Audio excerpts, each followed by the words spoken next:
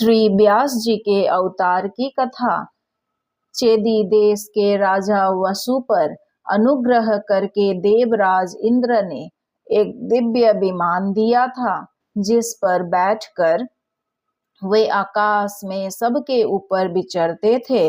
अतः उनका नाम उपरिचर वसु पड़ गया था।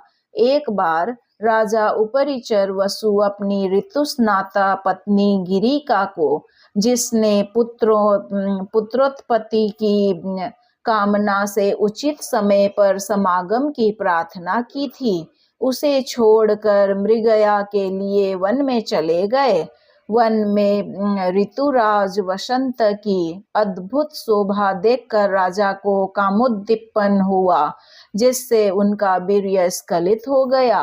राजा ने यह विचार कर कि मेरा वीर्य भी व्यर्थ न जाए और रानी का ऋतुकाल भी व्यर्थ न हो, अतः वटपत्र पुटक में रखकर एक बाज पक्षी के द्वारा उस वीर्य को रानी के पास भेजा।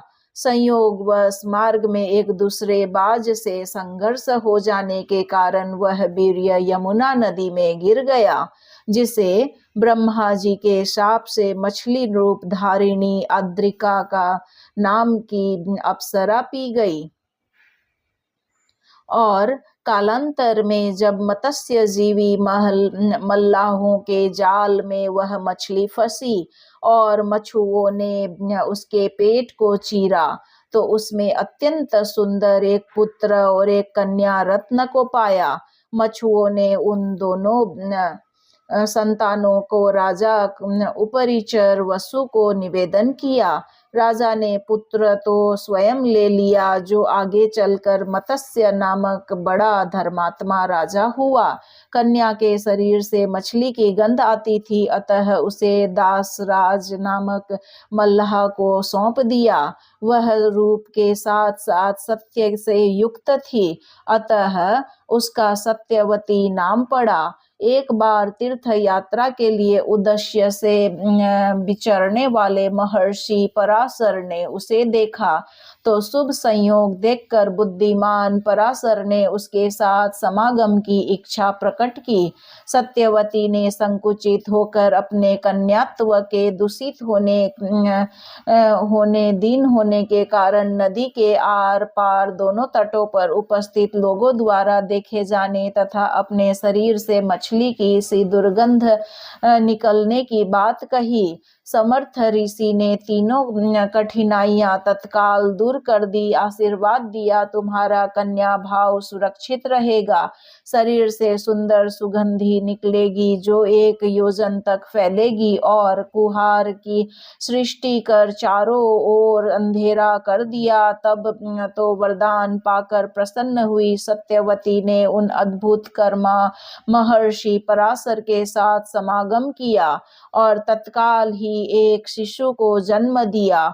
यही शिशु पराशर जी से उत्पन्न होने से पराशर्य यमुना जी के द्वीप जल से घिरे भूभाग में उत्पन्न होने से द्वैपायन वेदों का व्यास विस्तार करने से वेद व्यास नाम से विख्यात हुआ। उन्होंने माता से कहा, आवश्यकता पड़ने पर तुम मेरा स्मरण करना, मैं अवश्य दर्शन दूंगा। इतना कहकर माता की आज्ञा ले श्री व्यास जी ने तपस्या में मन लगाया। श्री व्यास जी ने देखा कि प्रत्येक युग में धर्म का एक एक पाद लुप्त होता जा रहा है, मनुष्यों की शक्ति और आयु क्षीण हो चली है। यह सब देख सुनकर उन्होंने वेद और ब्राह्मणों पर अनुग्रह करने की इच्छा से वेदों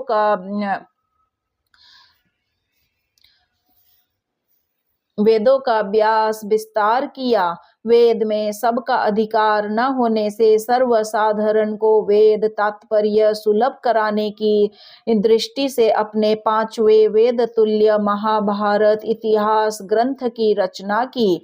फिर वेदों का अर्थ स्पष्ट करने के लिए ही महापुराणों की रचना की, परंतु मन में जैसी शांति चाहिए वैसी शांति नहीं होने से अपने को अकृतार्थ सा मानकर खिन्नता को प्राप्त श्री व्यास जी ने देवर्षि नारद जी की प्रेरणा से श्रीमद् भागवत महापुराण की रचना कर परम विश्राम पाया। परमहंसाचार्य श्री सुखदेव जी आपके पुत्र है।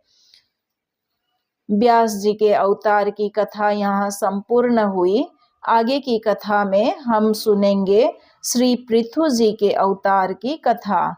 श्रीमन्नारायण नारायण नारायण भजमन हरि नारायण नारायण नारायण बोलो हरि नारायण नारायण नारायण।